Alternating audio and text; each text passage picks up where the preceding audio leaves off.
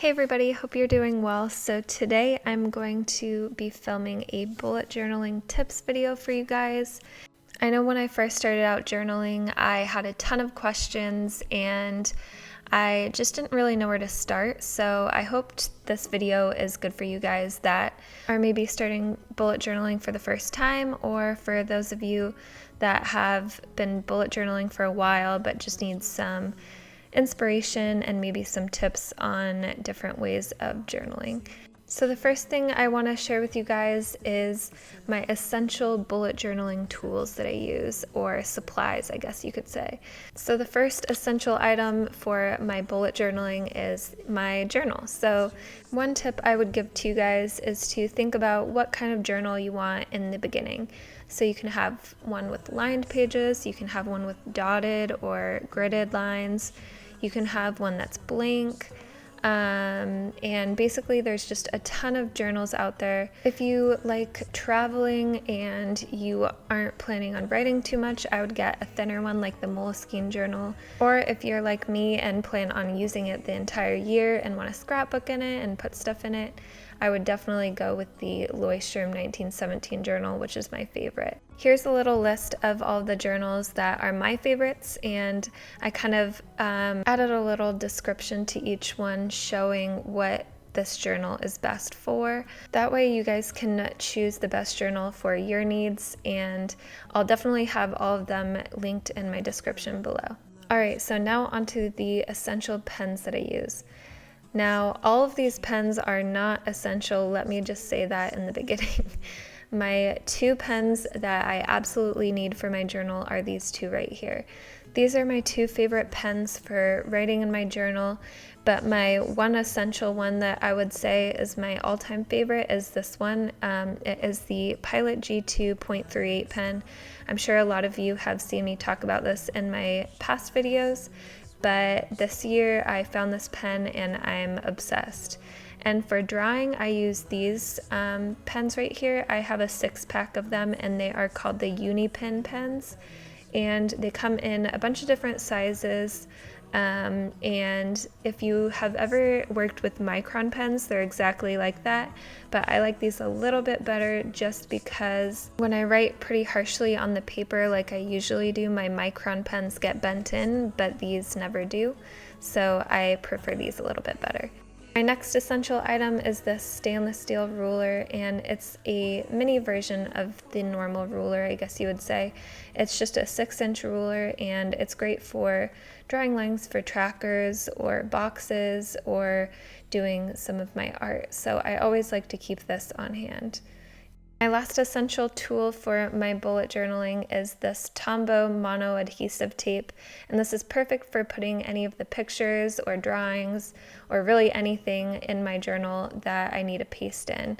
So it's just much easier than using glue or tape, and it looks a ton better. But yeah, these are a few of the biggest essentials for my bullet journaling. But honestly, all you need is any journal you have on hand, any pen or pencil that you have on hand, and if you have glue instead, that's totally fine. This is just what I like to use and what I feel works best for me. Alright, so once you have your tools set up, now you have to find the system that you're going to use for your journal. Whether you haven't started yet, or if you are trying to figure out how to change up your bullet journaling system, I would definitely make sure that you think about what kind of system you want to adopt beforehand. I spent a ton of time watching a ton of bullet journaling videos before I actually started on my first page. Just so I knew the general layout of how I wanted to kind of design my daily logs, my monthly setups, and my trackers. And once you start, you're definitely going to change things as you go, but it kind of gives you an initial idea about how you want your pages to look like. Another thing I struggled with in the beginning was finding it extremely intimidating to watch all of these amazing bullet journalists create their perfect pages, and then feeling extremely intimidated by an empty page and whether or not it was going to be as good as theirs. So I kind of had to move past that feeling and be able to journal freely and learn as I went to get past that fear. And it just takes time and practice to get the rhythm of it, but try not to compare yourself to others, and it will be much more freeing and fun in the end. Another thing that I see a lot of people struggle with is the fact that bullet journaling takes a lot of time. And yes, depending on how you bullet journal, it may take a lot of time. For me, I wanted it to be kind of a way of scrapbooking. I used to scrapbook a lot, and now I just do it all in my journal. And to me, that time is worth it to keep those memories in a tangible format. And the other reason is because I feel like it's a way to practice my art and my watercoloring and kind of keep myself doing those things. If you want it to take less time, I would suggest more of a minimalist journal, or you can plan out your weeks beforehand if you know that week is going to be super busy, and that way you can just fill out the days instead of having to kind of plan it out each day. Alright, so now I'm going to share with you guys how I print out my photos that I put in my bullet journal.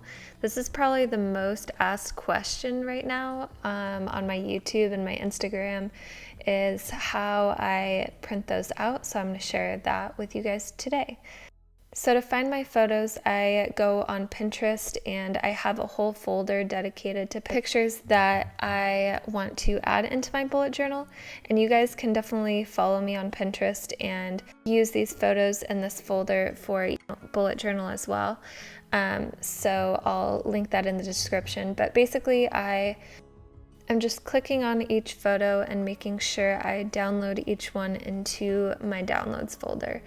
And usually I like to try to find around 4 to 6 photos at a time, and this is because that's the amount that usually fits on one piece of glossy photo paper. And I try to fit as many as I can on one page if I'm trying to print out these photos for my journal, because glossy photo paper is quite a bit more expensive than regular paper, and so I don't want to waste any of that in the process. So basically what I've done is drag my photo from the downloads folder into my document, and I resized it to about size 3.5 by 2.8. So I can do this by right-clicking, clicking on resize, and sizing that from there. And you can put in these values, whatever you want. Usually this is just the size that I like to use, is about 3 inches by 3 inches or somewhere around there. So the other way you can do this is to drag the little bottom part if you have Microsoft Word, and that will just show you the dimensions from there, so you don't have to go into that huge menu. But yeah, that's basically how I do it, and I try to get as many on one page as possible. So I usually change the format of the page to have margins that are the smallest possible margin I can have. Now that I've fitted all the photos on the page that I want, I'm going to go and get my glossy photo paper. The one that I use is the one by Canon. I use this with my printer, which is the Canon MX920 printer. And this printer is insanely good for how cheap it is. I have printed so much this year with my shop and everything, so it's just been awesome. And the ink that I use is actually off-brand, which is much cheaper and just as good of quality. Alright, so when I'm going to print, I have to change a couple different options. The first one is changing the media type from regular paper to photo paper, and I select the glossy photo paper option for my printer. And then for the printing quality, instead of standard, I put it on high. And those are the two settings that you need to change to get it the best quality for the paper type that we're using. And now I can print out my pictures.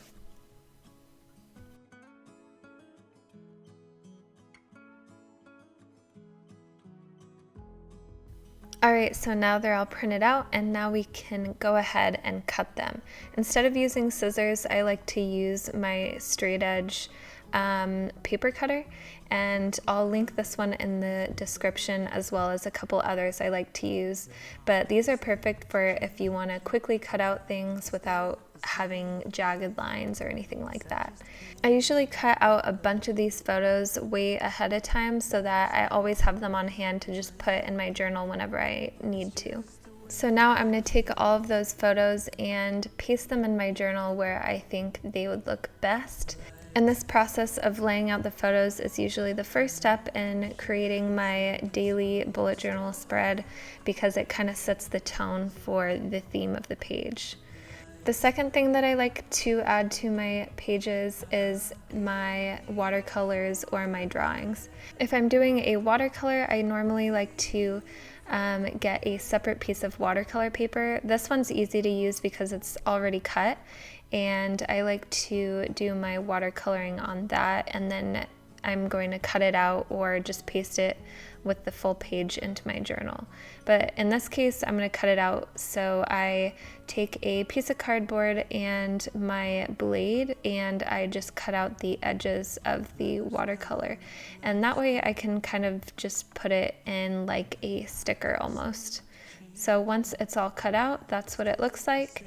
And now I'm going to just put some mono adhesive to it, and I'll be able to paste it in.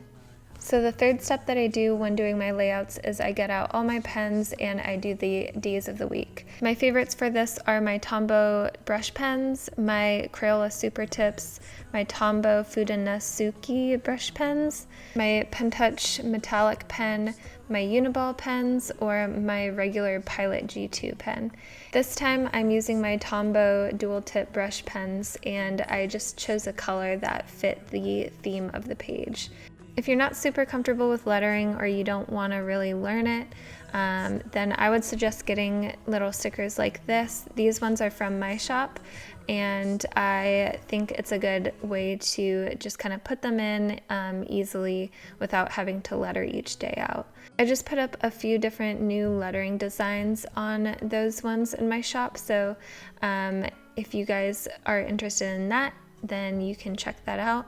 If you're interested more in learning how to letter, I'm going to be doing a lettering video soon, and maybe that'll help you with the headers for your weeks. The next step that I do when doing my layouts is my bullet points, which consist of things I need to do that day, and then I'll leave a little bit of room for writing if I want to write about whatever happened that day. And if I don't fill this in, I'll usually fill it with doodles or something else. But usually I like to go through my little box of collectibles, and this is usually like memorabilia items from trips or from the days. So one thing I really like using is Polaroids. I think they're so fun and they're just so easy to use, and so I just always try to take my Fujifilm Instax camera wherever I go just to capture those moments in my little Polaroids, and it's just easy to paste them in. The next things that I usually like to put on my journal are my stickers or washi tape. So I'll kind of try to figure out what stickers match the theme of my page, and I'll take whatever stickers I think look good with it and paste those in. And these ones are all from my shop. I usually go through a stack of duds basically. I kind of get the bottom of the barrel stickers that don't work out for whatever reason. Maybe one didn't cut the correct way. Basically, those are all the ones that I get to choose from. So you guys get the good ones. But then I'll put in the washi tape that I use, that I actually usually get from either AliExpress, Michaels, or some sort of Etsy shop. And I'll link those all below, the ones that I use, but those are my favorite places to find washi tape. Next, I'll put in little doodles and little quotes, and it just kind of brings out a little bit more of the art side of my spreads. This one doesn't have a big art piece like I usually do in my spreads, but sometimes I just don't have time to do that. And those are all the steps that I use to fill out my weekly spreads usually. Sometimes I'll do it in a slightly different order, but that's generally the way that I do it. So now I'm going to show you guys some mistake hacks. So I know a lot of you guys are interested in trying to figure out ways to cover up mistakes. I, for one, make mistakes all the time, so I use all of these methods to cover up my silly mistakes. So the first mistake hack is to actually cut out a piece of paper from the back of your journal and paste it in onto the page where your mistake was, and then you can just write on top of that. If I make a smaller mistake, like a wrong date or something like that, I'll just take out my little whiteout roller and then I can just write right on top of it. Another mistake hack is to just take some washi tape and just paste it right on top of whatever you wrote wrong. And then another one is to take a picture, a Polaroid, whatever, and paste it right on top of your mistake, as well as stickers. If you have bigger stickers, that'll work too. But yeah, those are all my mistake hacks and all of my tips for bullet journaling. I hope you guys learned something from this video. If you have any questions though that I didn't cover in this video, definitely let me know in the comments below. Alright, I hope you guys enjoyed this video and I'll see you in the next one.